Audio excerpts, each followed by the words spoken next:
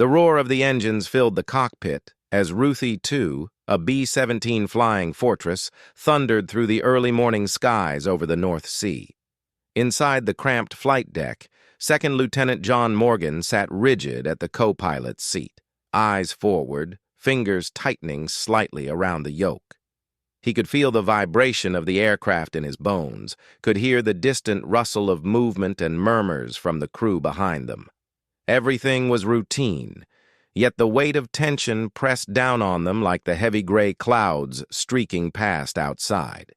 Next to him sat Captain Robert Campbell, the aircraft commander. Broad-shouldered, square-jawed, and with a voice as steady as the steel framing the aircraft, Campbell had flown dozens of missions, each one stitching another layer of grit into the fabric of his presence. He rarely spoke more than necessary, but when he did, people listened. Morgan had respected him from the moment they met, but today something gnawed at him. The captain had seemed distant this morning. Not cold, but detached, as if already halfway across the skies, locked in a battle only he could see. In the nose compartment, Lieutenant Keith Koski ran his gloved fingers over the twin .50 caliber machine guns, peering out into the pale horizon. Young, alert, and wiry, Koski was the cheek gunner, and he carried a restlessness that came from having something to prove. At 19, he was the youngest on board, yet already carried the haunted look of someone who'd seen what the sky could do to a man. Just behind the cockpit, Staff Sergeant Tyre Weaver climbed into the top turret. He was a mountain of a man, silent, deliberate, every motion precise. The engineer and top gunner, Weaver was the crew's quiet protector. He didn't speak often, but when he did, his calm voice carried the weight of experience. He was the one they all instinctively looked to when nerves frayed. The rest of the crew, bombardier, waist gunners, tail gunner, radio operator, were tucked into their positions throughout the aircraft, focused and alert. It was just past dawn. The weather was clear enough for flying, and the men had hoped it might be an easier day. But everyone knew there were no easy days in a bomber over Germany. Morgan glanced at the flight map on his lap. They had barely cleared the English coastline when the call came crackling through the intercom. "Bandits, 12 o'clock high." Koski's voice urgent, cutting through the hum of the engines. Morgan's head snapped up. In the distance, specks began to multiply and twist, dark wings cutting across the morning sky. "They're coming in fast," Koski added, adrenaline rising in his voice. Campbell leaned forward slightly. His eyes were locked ahead, unblinking. "Get ready," he said, his tone flat, almost bored. But Morgan caught the slight tremor in his hand as he adjusted the trim. It wasn't fear. It was something else. Fatigue, perhaps. Or anticipation so familiar it had begun to feel like a part of him. Behind them, Weaver slid fully into the turret, rotating it slowly, methodically. Koski called again. 1 o'clock level. 20 or more." No one answered. There wasn't time. Then the first shells struck. It was like the sky tore itself open. The FW-190s screamed in, teeth bared, pouring tracer fire into the formation. Explosions thudded in the air, shaking the fortress violently. Morgan flinched as rounds hammered the fuselage around the cockpit. The smell of burning oil filled his nose. "Weaver's hit!" someone shouted. Morgan twisted in his seat and caught a glimpse. Weaver slumped in the turret, blood painting the bulkhead behind him. A 20mm shell had punched through the armor like paper. But then came the worst. In a blur of smoke and fire, another shell tore across the cockpit. Morgan felt it pass like a whisper, followed by a sickening, wet sound. He turned.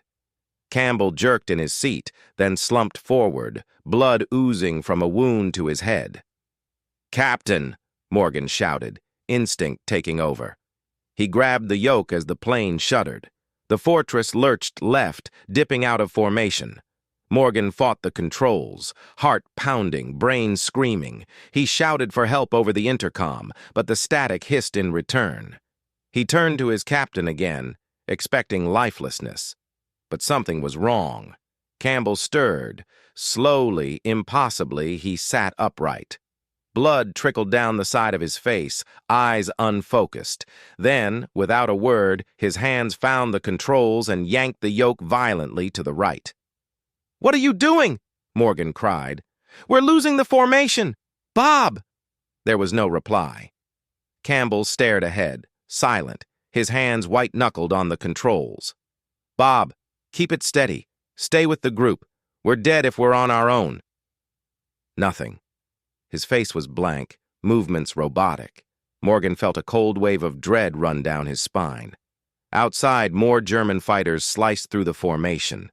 Explosions rang out across the sky as other B-17s took hits. Morgan could see parachutes blooming in the distance. In the nose, Koski was firing constantly now, screaming call-outs through the intercom that no one could hear. The yoke fought Morgan as he tried to bring the plane back in line. But Campbell was pulling against him, hard.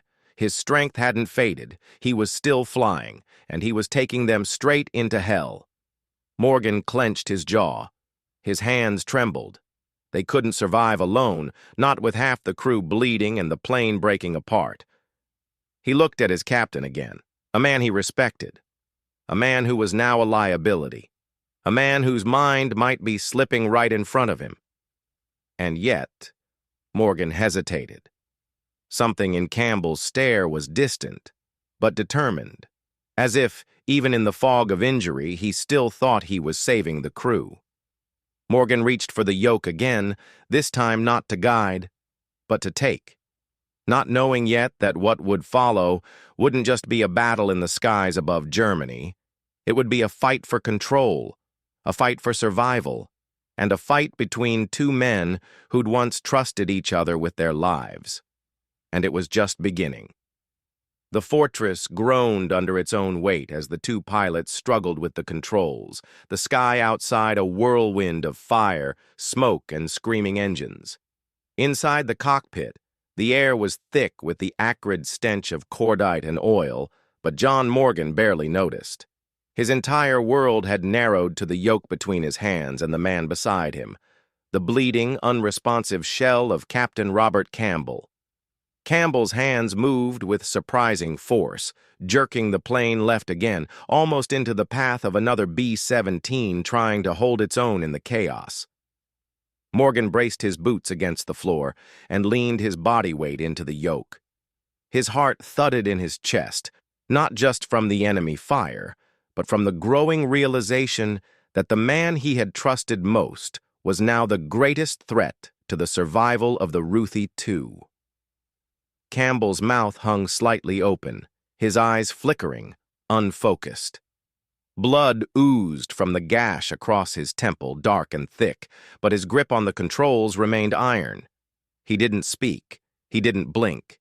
He just flew, and he flew wrong. "Bob!" Morgan shouted, voice hoarse. "You've got to let go! I've got it now!" Still nothing. In the nose, Koski continued to fight off the German fighters, his knuckles white from clenching the twin handles of his machine gun. His rounds lit up the sky as enemy aircraft darted in and out of his line of fire like wolves at the edge of a campfire. Every few seconds he'd catch sight of another explosion, one of theirs or one of ours, he couldn't tell. Behind the cockpit, Tire Weaver lay motionless, his upper body slumped against the turret bulkhead. Blood pooled beneath him, dark and warm. When Koski finally crawled toward him, ducking under the rattling gun mounts, he was met with a horrifying sight. Weaver's arm was gone below the elbow, torn away by a shell. Weaver's eyes fluttered weakly. "Stay with me, Ty," Koski pleaded. "We're getting you home. Just hold on." Weaver didn't speak. He pointed with his remaining hand at the forward hatch. He wanted to bail out. Koski hesitated. They were deep in enemy territory. Bailing out meant capture, or worse. But Weaver's pale face told him everything. He wouldn't survive the return flight. And maybe, just maybe, a parachute could buy him a second chance. He grabbed a chute from the rack and hastily strapped it to Weaver, trying to ignore the blood soaking into the webbing. He tightened the straps, shoved open the hatch, and stared out at the sky, flat, gray, and endless. Below, a German city loomed, its factories belching smoke into the air. He placed the ripcord into Weaver's hand. "You pull it when you're clear," he said, his voice shaking. "You pull it and you pray." Weaver gave a faint nod. Then, without another word, Koski helped him to the edge and pushed him into the void. The wind swallowed him whole. Koski barely had a moment to process what he'd done before the hull shuddered again. Another burst of flak had struck the plane. This time it severed the oxygen line to the rear. The intercom crackled once and died. And in the silence that followed, the gunfire sounded twice as loud.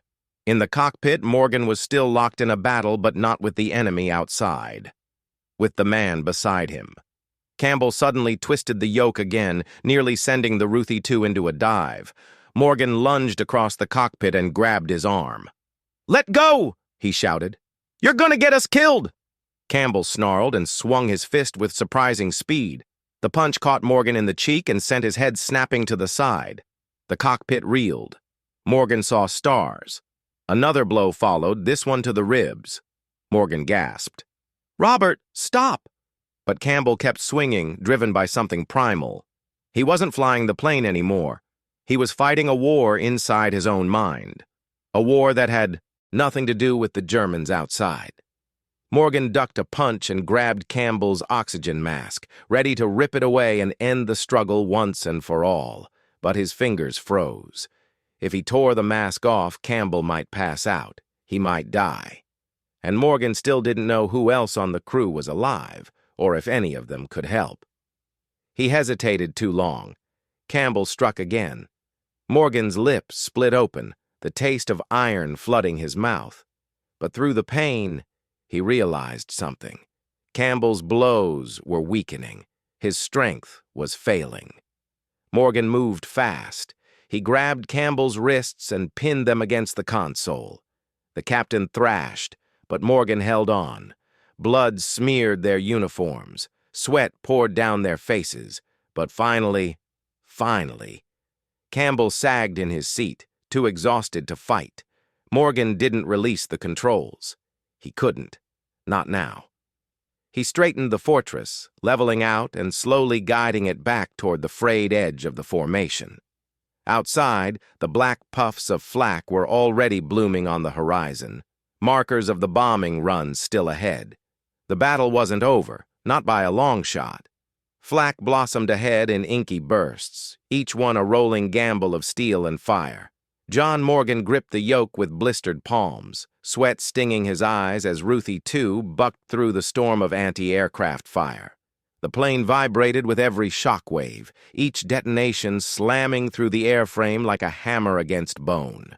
Campbell, still restrained and semi-conscious beside him, twitched at every jolt, murmuring senseless fragments of orders and pleas that no longer had context. Morgan couldn't afford to be distracted. The German city below, blurred by smoke and altitude, came into view just as the bombardier's voice crackled faintly over the partially functional intercom.